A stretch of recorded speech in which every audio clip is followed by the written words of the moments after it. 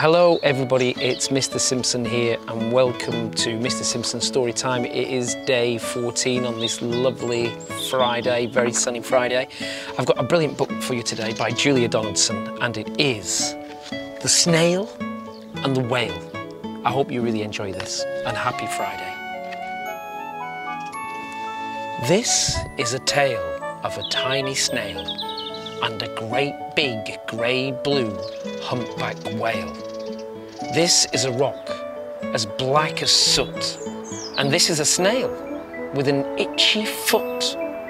The sea snail slithered all over the rock and gazed at the sea and the ships in the dock, and as she gazed she sniffed and sighed. The sea is deep and the world is wide. How I long to sail, said the tiny snail.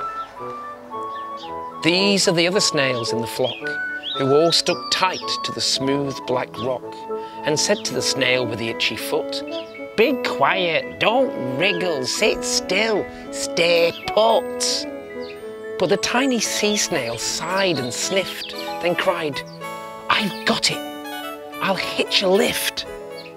This is the trail of the tiny snail, a silvery trail that looped and curled and said, "Lift wanted around the world." This is the whale who came one night when the tide was high and the stars were bright.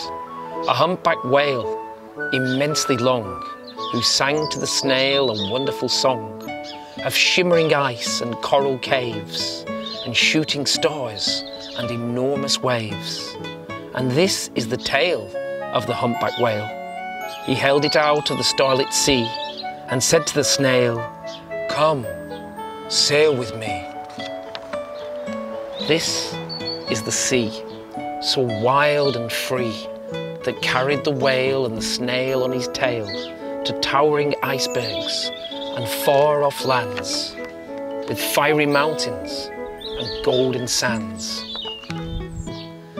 These are the waves that arched and crashed, that foamed and frolicked and sprayed and splashed the tiny snail on the tail of the whale. These are the caves beneath the waves, where stripy fish with feathery fins and sharks with hideous toothy grins swam round the whale and the snail on his tail.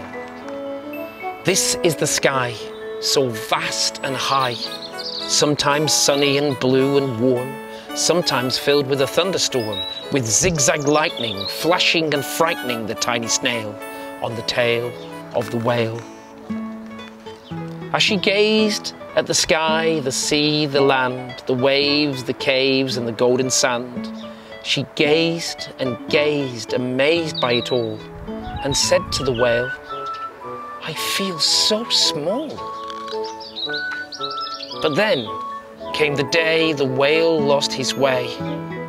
These are the speedboats running a race, zigging and zooming all over the place, upsetting the whale with their ear-splitting roar, making him swim too close to the shore.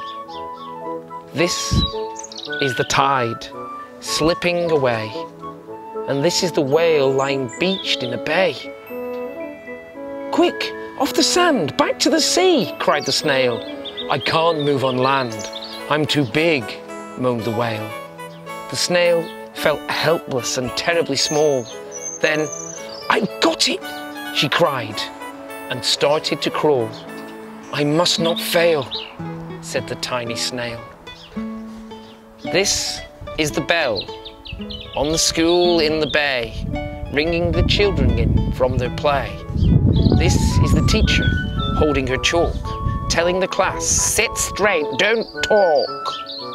This is the board as black as soot, and this is the snail with the itchy foot.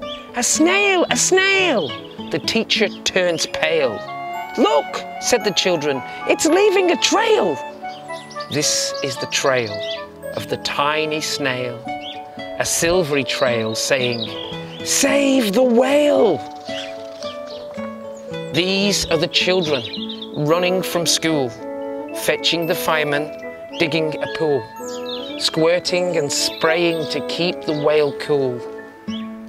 This is the tide coming into the bay, and these are the villagers shouting hooray as the whale and the snail travel safely away.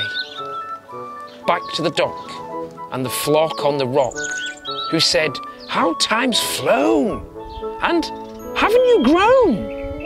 And the whale and the snail told their wonderful tale of shimmering ice and coral caves and shooting stars and enormous waves, and how the snail, so small and frail, with her looping, curling, silvery trail, saved the life of the humpback whale. Then the humpback whale held out his tail, and on crawled snail after snail after snail, and they sang to the sea as they all set sail on the tail of the grey-blue humpback whale. I hope you really enjoyed that story, and I hope you all have a fantastic weekend, and I will see you on Monday for another amazing story. Thank you.